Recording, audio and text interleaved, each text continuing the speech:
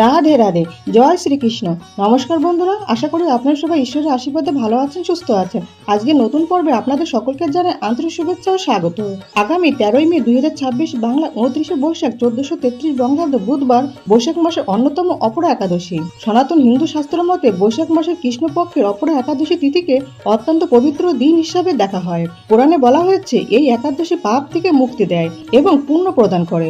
অপরা নামের অর্থ অসীম, যা এই একাদশী ব্রত থেকে প্রাপ্ত অসীম আশীর্বাদ এবং আধ্যাত্মিক পুণ্যের প্রতীক। শাস্ত্রে বলা হয়েছে যে ব্রহ্মহত্যা, চুরি, অসত্যতা বা কোনো পবিত্র পেশায় মিথ্যাচারের মতো গুরুতর পাপ এই ব্রতের মাধ্যমে ক্ষমা করা যায়, যদি তা সত্যকারের ভক্তি সহকারে করা হয়। আধ্যাত্মিক পবিত্রতা, মানসিক শান্তি এবং ভগবান বিষ্ণুর ভক্ত যে কোনো ব্যক্তির জন্য অপরা একাদশী ব্রত একটি সুবর্ণ সুযোগ। এই দিন মনস্কামনা পূরণের জন্য অনেকেই লক্ষ্মী ও নারায়ণের পূজা করেন। শাস্ত্র মতে নিষ্ঠার সাথে অপরা একাদশীর উপবাস পালন করে, সঠিক আচার অনুষ্ঠান অনুসরণ করে এবং সঠিক সময়ে পালন করে ভক্ত অসীম আধ্যাত্মিক বিকাশ অনুভব করতে পারেন এবং নিজের মুক্তির পথ প্রশস্ত করতে পারেন। অপরা একাদশীর দিন বিভিন্ন ধরনের পুজো অনেকেই করে থাকেন। বন্ধুরা, আজকের এই পর্ব থেকে আমরা জানবো একাদশীর পূর্ণাঙ্গ সময়সূচি, অর্থাৎ একাদশী তিথি কখন শুরু কখন শেষ। ইস্কন, স্মার্ত গোস্বামী ও নিম্বাক মতে অপরা একাদশী কবে পালন করবেন এবং পালনের সময়সূচি। এছাড়াও জানবো এই একাদশীর দিন গঙ্গা স্নান ও দানের সব থেকে শুভ সময় কখন থাকতে চলেছে এবং অমৃতযোগ ও মহেন্দ্রযোগের সময়সূচি। এই সবকিছু জেনে নেব আজকের এই পর্ব থেকে। পঞ্জিকা অনুসারে অপরা একাদশী পালিত হবে 13ই মে 2026 বাংলার 29 বৈশাখ 1433 বঙ্গাব্দ বুধবার। অপরা একাদশীর অধিষ্ঠাত্রী দেবতা হলেন ত্রিবিক্রম অর্থাৎ বিষ্ণু। পক্ষ কৃষ্ণপক্ষ। একাদশী তিথি আরম্ভ হবে 12ই মে 2026 বাংলার 28 বৈশাখ 1433 বঙ্গাব্দ মঙ্গলবার সকাল 9:57 থেকে এবং একাদশী তিথি সমাপ্ত হবে 13ই মে 2026 বাংলার 29 বৈশাখ 1433 বঙ্গাব্দ বুধবার সকাল 9:03।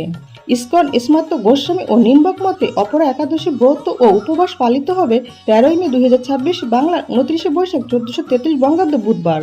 ইস্কন মতে একাদশী পালনের সময় হবে 14ই মে 2026 বাংলা 30 বৈশাখ 1433 বঙ্গাব্দ বৃহস্পতিবার ভোর 4:56 থেকে সকাল 9:21 মধ্যে একাদশী পালন করে নিতে হবে।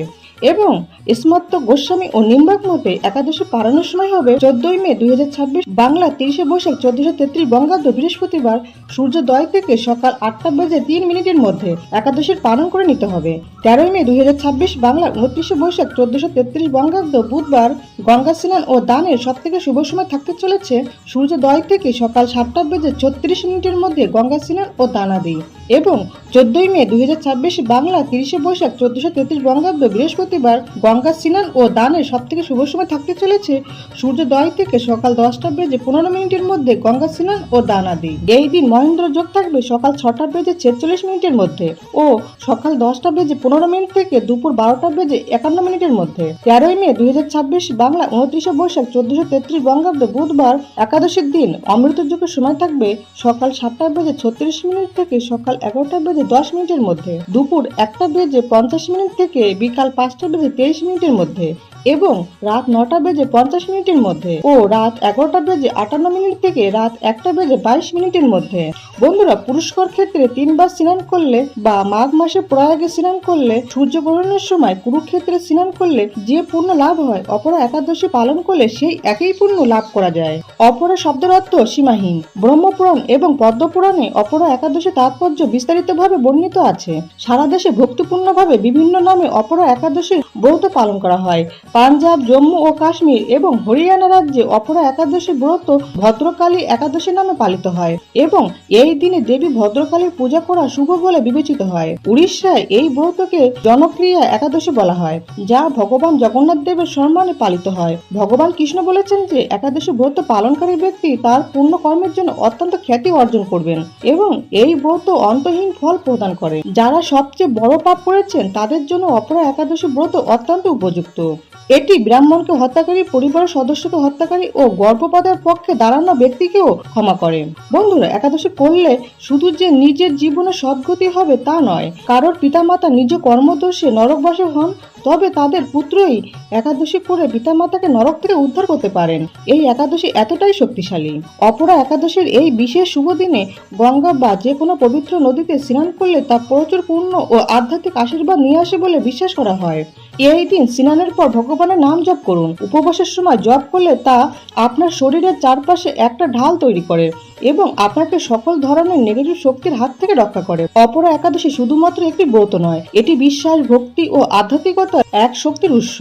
বন্ধুরা, শাস্ত্রে বলা হয়েছে একাদশী পালন করা আমাদের সকলেরই কর্তব্য। এই দিন তুলসী পাতা দিয়ে ভগবান বিষ্ণু বা ভগবান কৃষ্ণের পূজা করুন, পূজা পাঠ করুন, বিষ্ণু সহস্র নাম পাঠ করুন, গীতা পাঠ করুন ও নাম সংকীর্তন করুন, কারণ নাম সংকীর্তন সর্বোত্তম সাধনা। এই দিন সন্ধ্যায় প্রদীপ জ্বালিয়ে নাম সংকীর্তন করতে পারেন এবং পরের দিন অর্থাৎ দ্বাদশীতে কোনো ব্রাহ্মণ বা গরিব মানুষকে আপনার সাধ্যমতো কিছু দান করে একাদশী পালন বা ব্রত ভঙ্গ করুন। বন্ধুরা, এখন আমরা শুনবো অপরা একাদশীর ব্রত কথা ও মাহাত্ম্য। রাধে রাধে, জয় শ্রীকৃষ্ণ। মহারাজ যুধিষ্ঠির শ্রীকৃষ্ণকে বললেন, হে কৃষ্ণ, জ্যৈষ্ঠ মাসের কৃষ্ণপক্ষে একাদশীর নাম কি এবং তার মাহাত্ম্যই বা কি? আমি শুনতে ইচ্ছা করি, আপনি অনুগ্রহ করে তা বর্ণনা করুন। শ্রীকৃষ্ণ বললেন, হে মহারাজ, মানুষের কল্যাণের জন্য আপনি খুব ভালো প্রশ্ন করেছেন। বহু পুণ্য প্রদানকারী, মহাপাপ বিনাশকারী ও পুত্র দানকারী এই একাদশী অপরা নামে খ্যাত। এই ব্রত পালনকারী ব্যক্তি জগতে প্রসিদ্ধি লাভ করে। ব্রহ্ম হত্যা, গো হত্যা, বন্য হত্যা, পরনিন্দা, পরস্ত্রী গমন, মিথ্যা ভাষণ প্রভৃতি গুরুতর পাপ এই ব্রত পালনে নষ্ট হয়ে যায়। যারা মিথ্যা সাক্ষ্য দান করে, ওজন বিষয়ে ছলনা করে, শাস্ত্রের মিথ্যা ব্যাখ্যা প্রদান করে, জ্যোতিষের মিথ্যা গণনা ও মিথ্যা চিকিৎসায় রত থাকে, তারা সকলেই নরকগামী যন্ত্রণা ভোগ করে। এই সমস্ত ব্যক্তিরাও যদি এই ব্রত পালন করে তবে তারা সমস্ত পাপ থেকে মুক্ত হয়।